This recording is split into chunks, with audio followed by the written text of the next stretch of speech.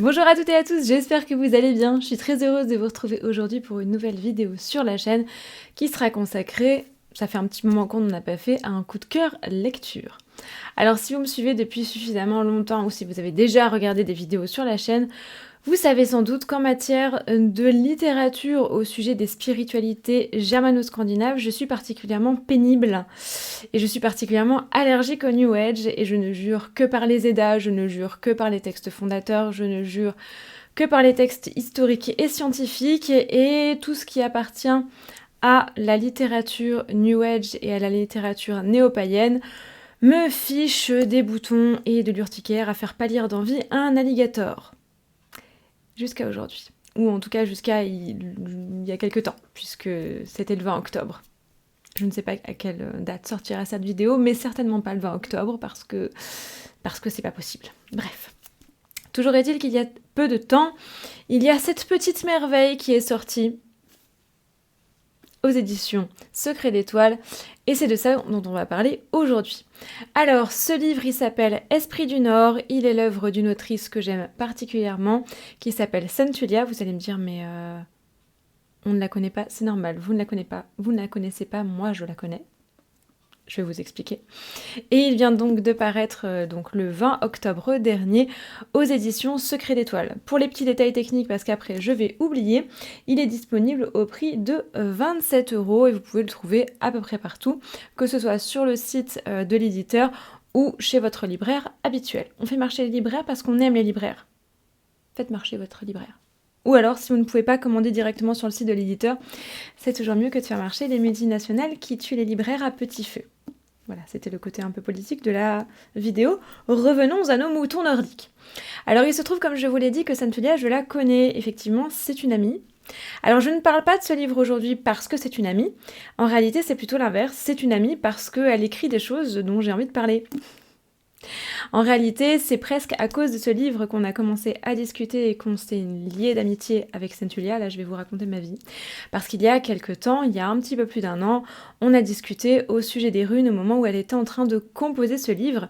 Et c'est ce qui nous a rapprochés, c'est ce qui a construit notre amitié. Du coup, ce projet d'écriture, ce projet de livre, je le suis depuis pas mal de temps. Il était entamé quand j'ai rencontré Centulia, mais il était loin d'être terminé. Et j'ai pu suivre son élaboration. J'ai trouvé sa démarche tellement intéressante, tellement profonde et tellement bien faite que quand elle me l'a demandé, j'ai accepté avec grand plaisir et grand honneur de rédiger la préface de ce livre-là. Donc vous aurez quelques petits mots de ma part à l'intérieur. C'est pas pour rien, j'ai pas été rémunérée pour ça, j'ai pas été mise en avant ni quoi que ce soit. C'est vraiment quelque chose que j'ai fait parce que j'avais envie de le faire, parce que ce livre-là, on va le voir, c'est le livre qui nous manquait cruellement. Vraiment. Et encore une fois, je ne dis pas ça parce que c'est mon ami. C'est mon ami parce que je dis ça. C'est intégré?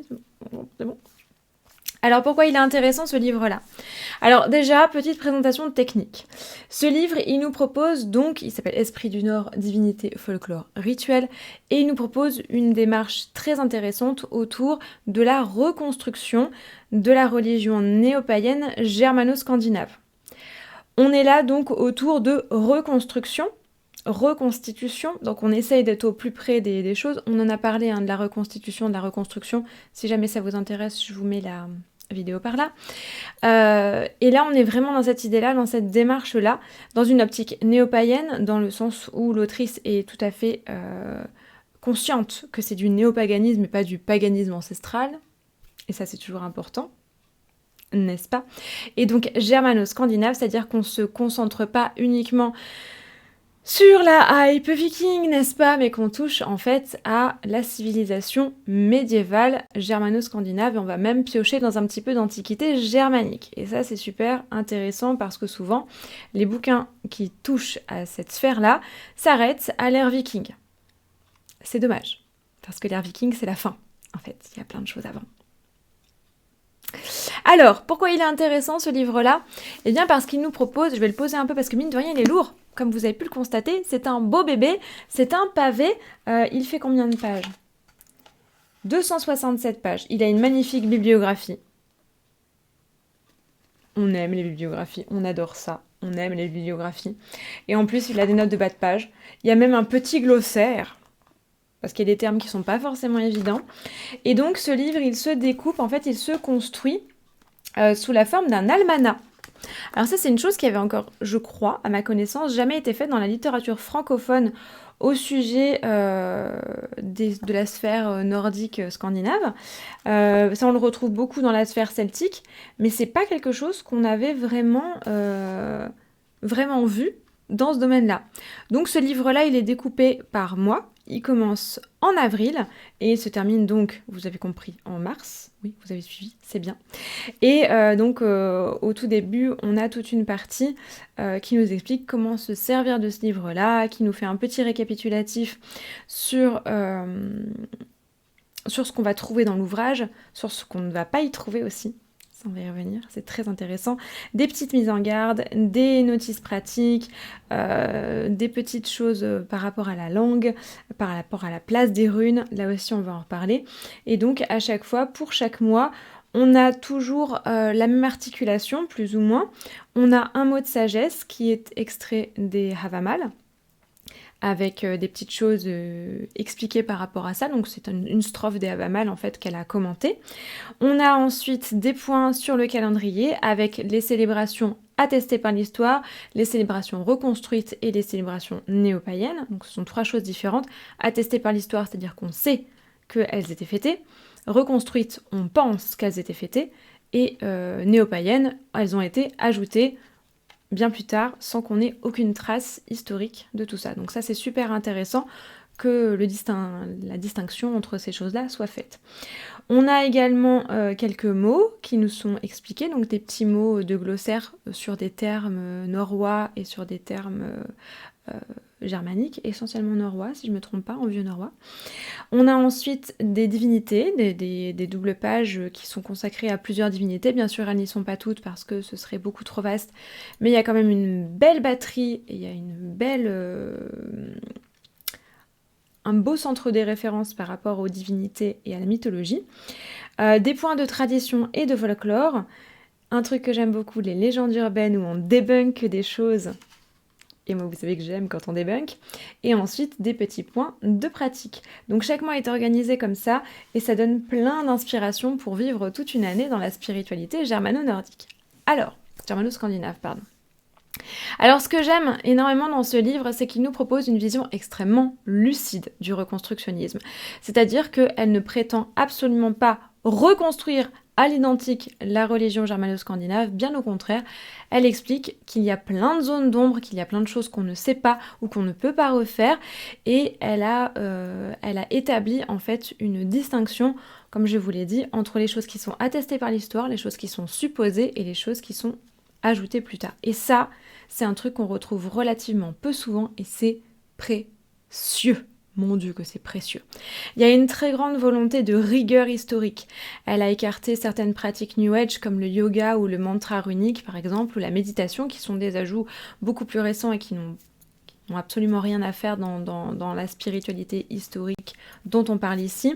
Il y a une très très grande honnêteté intellectuelle, elle cite systématiquement ses sources, elle indique quand elle ne sait pas, quand elle n'a pas trouvé, quand elle suppose, quand elle ajoute des choses, quand elle donne son point de vue.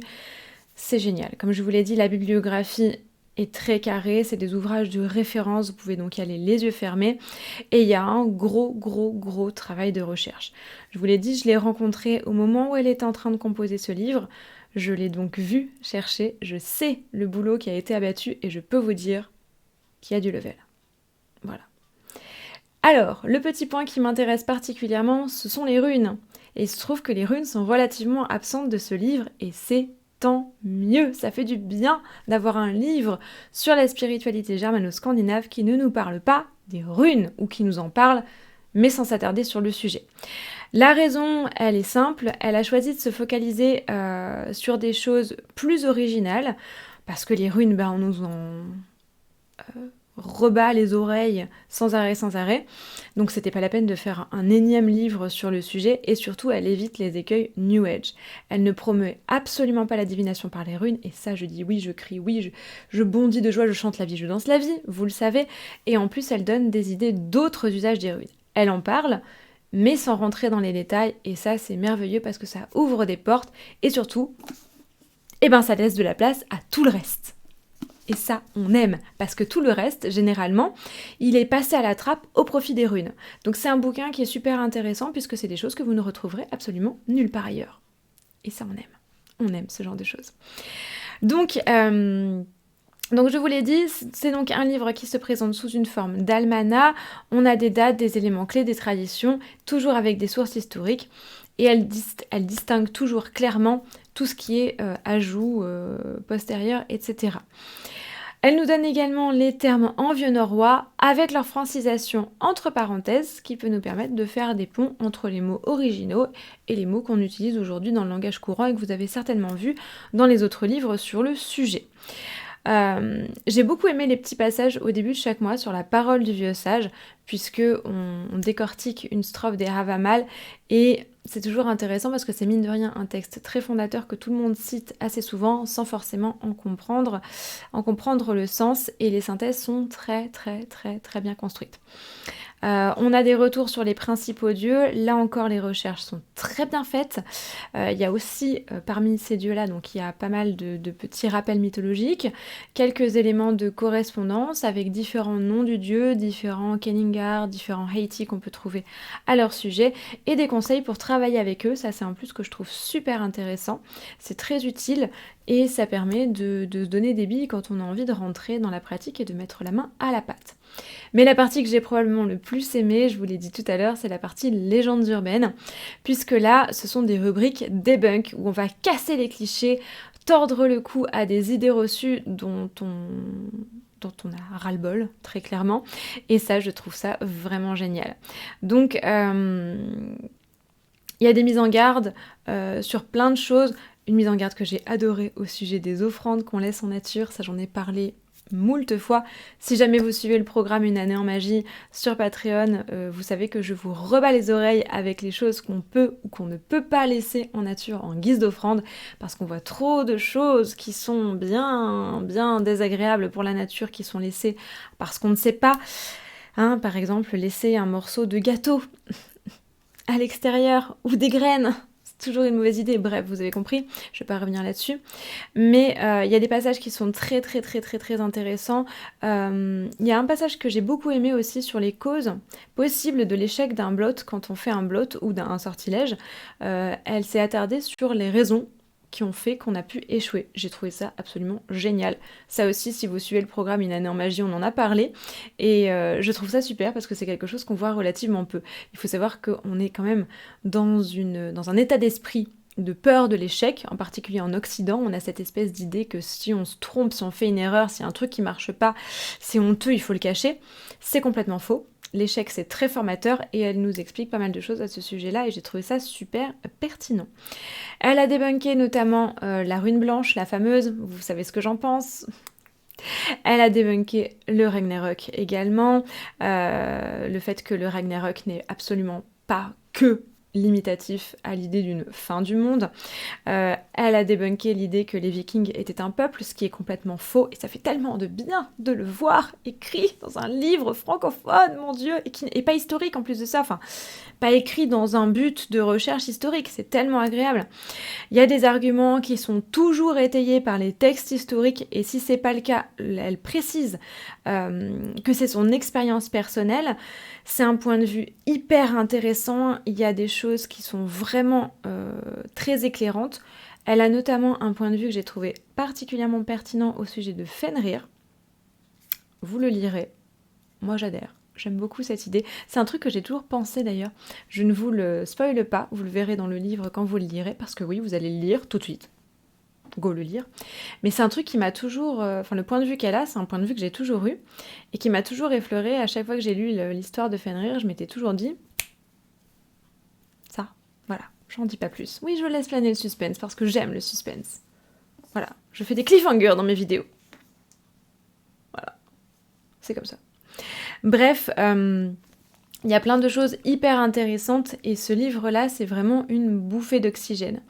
Je vais vous redire ce que je lui ai dit quand j'ai lu ce livre. J'en ai lu des passages quand elle l'écrivait, elle m'avait envoyé quelques épreuves pour que je puisse rédiger la préface, parce que j'allais certainement pas rédiger la préface d'un livre sans en avoir lu le contenu, mais j'avoue que quand je l'ai lu d'une traite, quand j'ai lu le produit fini d'une traite, c'était encore mieux que ce que j'avais imaginé à la lecture des épreuves qu'elle m'avait envoyées. Oui, j'encense, oui, et alors, c'est un coup de cœur absolu, voilà. Je sais que vous êtes tout le temps en train de me dire « Mais quand tu nous présentes des livres, tu parles que des bonnes choses et pas des mauvaises. » Oui, parce que quand je vous présente des livres, c'est que j'ai que des bonnes choses à dire dessus. C'est pour ça que j'en présente pas souvent. Dites-vous bien que j'ai 13 bibliothèques à la maison. Regardez le nombre de revues vidéo qu'il y a sur cette chaîne. Voilà. Donc si je vous parle d'un bouquin, c'est que j'ai quasiment rien à lui reprocher. Et là, en l'occurrence, c'est un sans faute. C'est un sans faute. Donc je vais vous redire ce que je lui ai dit quand j'ai lu ce livre-là en entier. C'est le livre que j'aurais aimé avoir il y a 20 ans. Très clairement. Ça m'aurait fait gagner tellement de temps. Il faut savoir que moi, quand j'ai commencé à m'intéresser à cette sphère-là, au monde, à la mythologie scandinave, j'ai lu énormément d'âneries au départ, parce que j'ai lu des ouvrages de vulgarisation et qu'ils sont globalement nazes. Faut bien dire ce qui est, c'est naze. Voilà, enfin, pas tout tourner autour du pot, c'est pas ouf, quoi, ce qu'il y a dans... Surtout dans le marché francophone. Quand on touche à l'anglophonie, il y a des choses un peu plus sympathiques, mais globalement, le néopaganisme scandinave francophone, c'est pas...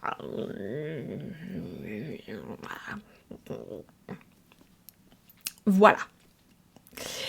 Et j'avoue que j'aurais eu un bouquin comme ça, j'aurais gagné 5 ans de recherche.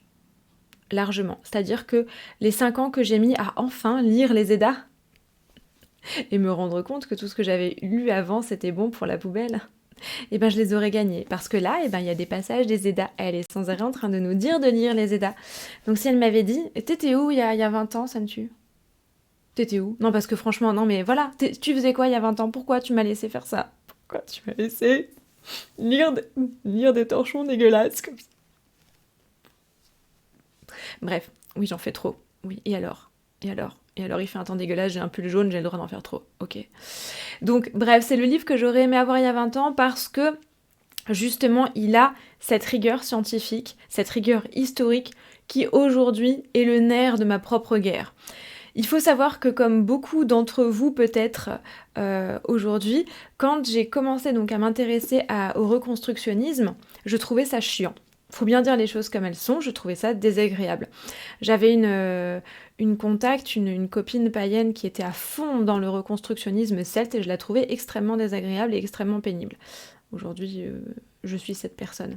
Mais voilà, je trouvais que c'était se prendre la tête, c'était pénible, c'était désagréable, il fallait lire des textes historiques qui étaient quelquefois austères, comme Francis, mais qui étaient pas forcément agréables à lire. Les bouquins historiques, j'en avais tellement soupé dans mes études que j'en avais jusque-là, et j'avais pas forcément envie de mettre ce genre de dynamique dans ma spiritualité, j'avais envie de courir dans les prés en n'ayant rien d'autre que ma propre intuition. Je me suis ramassée lamentablement, et enfin je me suis tournée vers les textes historiques, et je me suis aperçue avec beaucoup de surprise qu'on pouvait faire simple, agréable, accessible en étant rigoureux.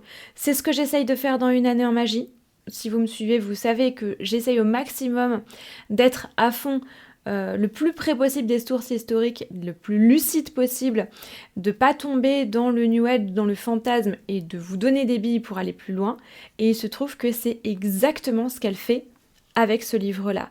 C'est-à-dire qu'elle nous montre, ce livre il est hyper agréable à lire, il est hyper accessible, il est très intuitif, en plus c'est un bouquin pratique vu qu'il est sous forme d'almanach, on peut le feuilleter dans tous les sens, on peut le lire en fonction du mois dans lequel on se trouve, on peut le lire dans le désordre, on peut aller en arrière, aller en avant, sauter des passages, y revenir.